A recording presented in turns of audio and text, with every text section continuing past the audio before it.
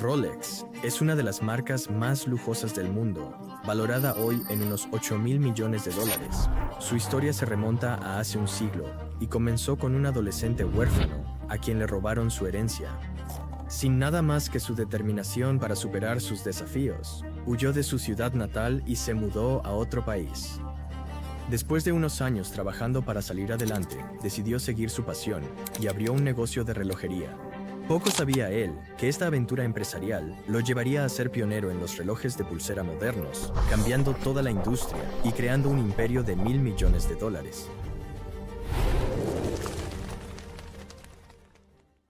Hans Wilsdorf nació en Kulmbach, Alemania, el 22 de marzo de 1881, hijo de Anna y Johann Daniel Wilsdorf.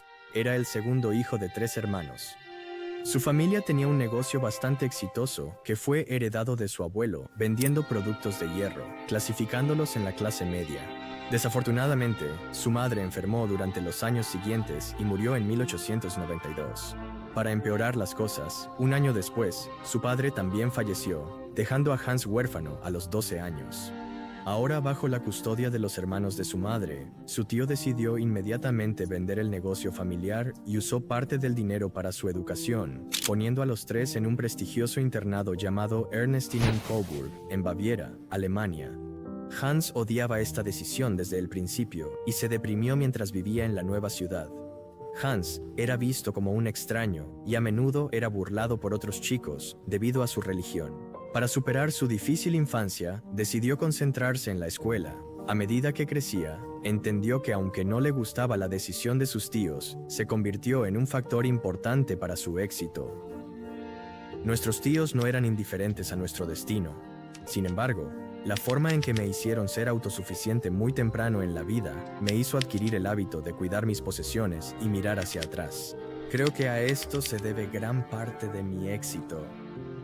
Hans disfrutaba leer libros y se convirtió en un estudiante bastante brillante en la escuela. Las materias en las que más destacaba eran matemáticas y lenguas, donde aprendió francés e inglés. Siempre tuvo curiosidad por viajar y sabía que los idiomas serían muy útiles, lo que eventualmente jugaría un gran papel en su carrera. Durante la escuela, se hizo amigo de un chico suizo que le contaba historias de su lugar de nacimiento en Les Chaux-de-Fonds, una ciudad ubicada en Suiza, conocida por su larga historia en la industria relojera. Y Hans se sintió muy intrigado por el lugar.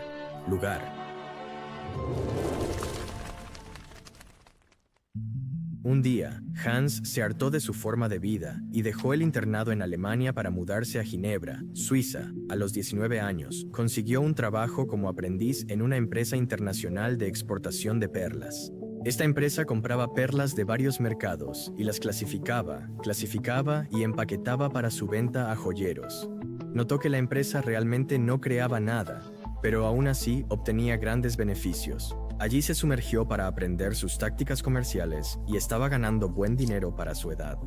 Un día, Hans recibió una carta de su amigo que le ofrecía un trabajo en una empresa llamada Kuno Corton. Kuno Corton era uno de los negocios de relojería de alta calidad más grandes de la época y exportaba alrededor de 1 millón de francos suizos en relojes de bolsillo cada año. También producían algunos de sus propios relojes desde cero. Esta conocida empresa tenía su sede en Les Chaux-de-Fonds, el lugar al que siempre quiso ir. Aunque la empresa en la que ya trabajaba era más beneficiosa para él, su curiosidad por el lugar y el negocio en torno a los relojes era más fuerte.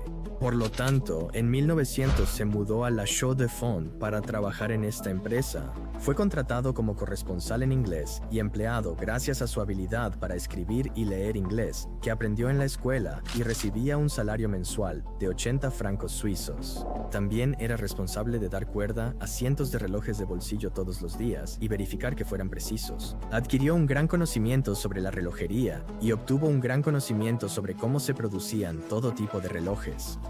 Sin embargo, su tiempo allí fue breve. Tuvo que regresar a Alemania y servir en el ejército después de solo 2 años en Kuno Corton. Después de su servicio a los 22 años, se mudó a Londres, Inglaterra, para trabajar en otra empresa de relojes de alta calidad. Allí, era responsable de un papel más grande y ahora estaba a cargo de aumentar sus ventas. Durante los 2 años que estuvo allí, logró encontrar más clientes para la empresa y aumentar sus ventas con el tiempo. Para entonces ya estaba pensando en construir su propio negocio de relojes y estaba aprendiendo todo lo que podía para ampliar su conocimiento en su futuro negocio. Durante esos años también conoció a su futura esposa, Florence Frances May Crotty, y se casaría poco después.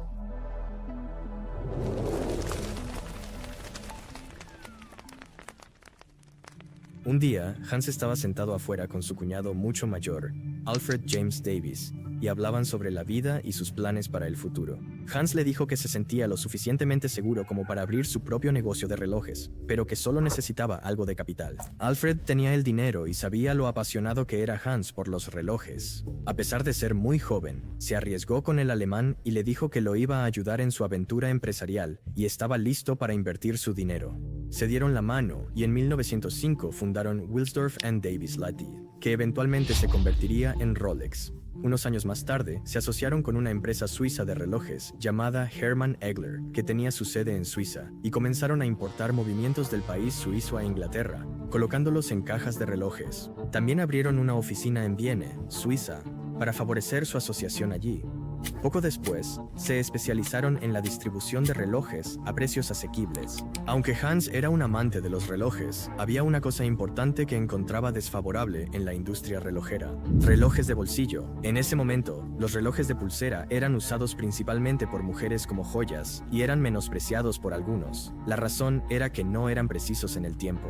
Estos relojes eran mucho más pequeños que los relojes de bolsillo y consistían en movimientos más pequeños que regularmente hacían que el reloj fuera más rápido o más lento, debido a pequeños detalles en los movimientos. Esta era la razón principal por la que los relojes de bolsillo eran más populares en ese momento, y se consideraban masculinos por su tamaño voluminoso.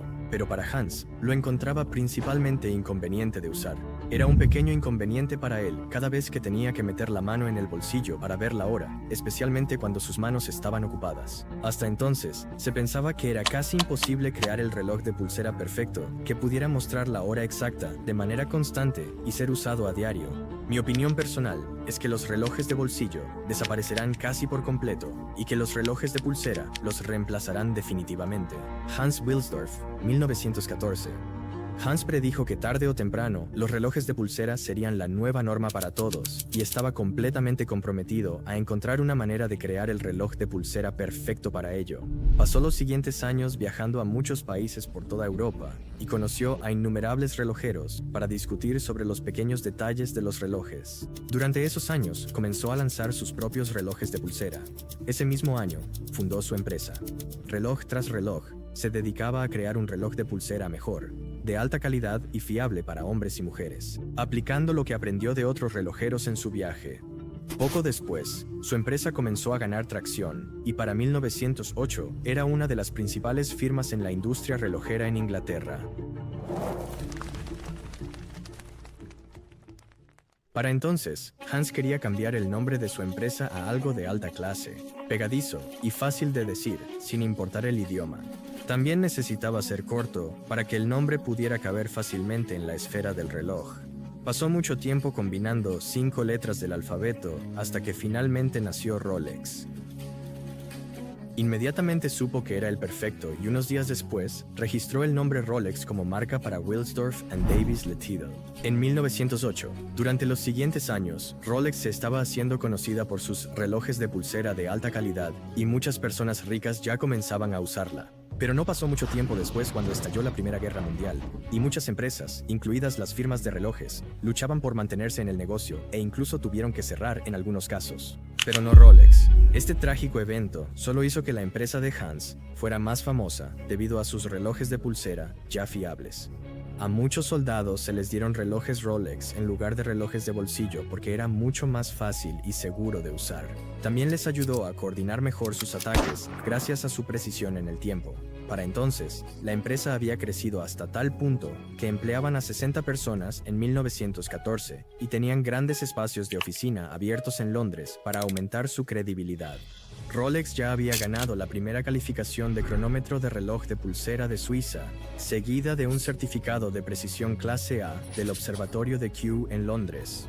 Esto hizo que la marca fuera más confiable para que la gente comprara, pero no todo era color de rosa para Hans. En 1914, Los británicos aplicaron un impuesto del 33% para todas las empresas registradas en Gran Bretaña que exportaban bienes a través de las fronteras internacionales. Se convirtió en una gran preocupación para Hans, por lo que trasladó la sede de su empresa de Londres a Bienne, Suiza, para evitar estos impuestos. Otra razón para su mudanza fue que debido a la Guerra Mundial, la gente de Gran Bretaña comenzó a desagradar a los alemanes, ya que el nombre Hans Wilsdorf era claramente alemán, y aunque había registrado Rolex antes, todavía usaba el nombre Wilsdorf y Davies en Inglaterra, lo cual era mal visto. Esto también lo llevó a cambiar completamente el nombre de su empresa de Wilsdorf y Davies Limited a la Rolex Watch Corporation Limited en 1915. 10 años después, Hans también registraría el famoso logotipo de la corona de 5 puntas de Rolex, que se implementó desde entonces en la esfera de sus relojes.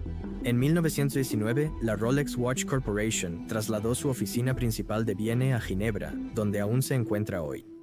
A partir de ahora, la empresa se centró en fabricar los movimientos de los relojes en Viena y los transportaría a Ginebra, donde verificaban cuidadosamente que los movimientos fueran precisos, terminándolos con su diseño de alta clase y lanzando sus productos. Es aquí en Ginebra donde Hans se volcaría con su equipo para mejorar la innovación técnica del reloj de pulsera. Debemos lograr que la caja del reloj sea tan hermética que nuestros movimientos estén permanentemente garantizados contra daños causados por polvo, sudor, agua, calor y frío. Solo entonces se asegurará la precisión perfecta del reloj Rolex. Gracias a su paciencia y determinación, finalmente valió la pena, y valió la pena en grande. En 1926, Rolex lanzó su nuevo modelo que cambiaría para siempre la industria relojera, el Rolex Oyster, el primer reloj de pulsera impermeable de la historia.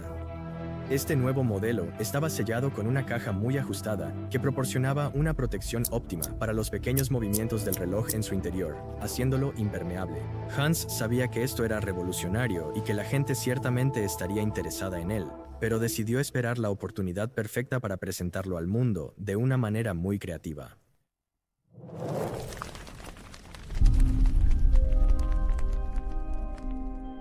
En 1927, Hans escuchó sobre una mujer de Londres llamada Mercedes Gleitze, que afirmaba ser capaz de nadar a través del Canal de la Mancha, un cuerpo de agua de 20.5 millas que separaba Inglaterra y Francia.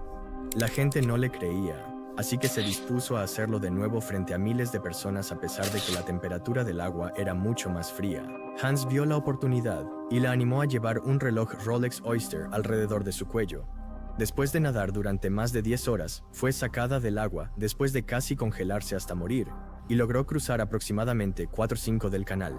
La tarea no fue un éxito completo, pero el Rolex Oyster salió del agua en perfectas condiciones. La gente se volvió loca por el reloj y Hans siguió la publicidad poniendo un anuncio en la portada del periódico London Daily Mail relacionado con el evento. Este es el punto donde Rolex alcanzó la fama internacional como un reloj revolucionario. Para aumentar el entusiasmo, Hans también comercializó su Rolex Oyster dentro de peceras con peces reales en la exhibición de venta de cada concesionario de Rolex para que la gente lo viera al pasar. Esta estrategia genial funcionó increíblemente y la gente se enganchó a los productos. Para entonces, Hans decidió anunciarse intensamente en Rolex. Así que en 1928 trabajó con la modelo británica más destacada de la época, Evelyn Lane, para promocionar sus relojes. Y por supuesto, había fotos de ella llevando su reloj de pulsera dentro de una pecera. La publicidad no se detuvo ahí.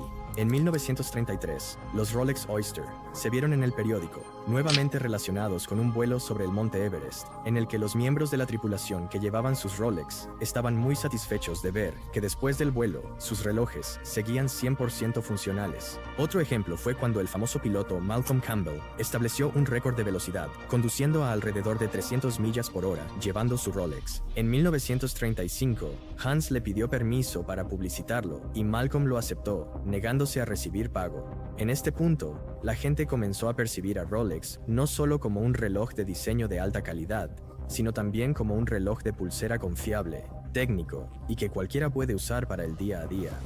Solo se necesita un gran marketing para hacer que una empresa tenga éxito.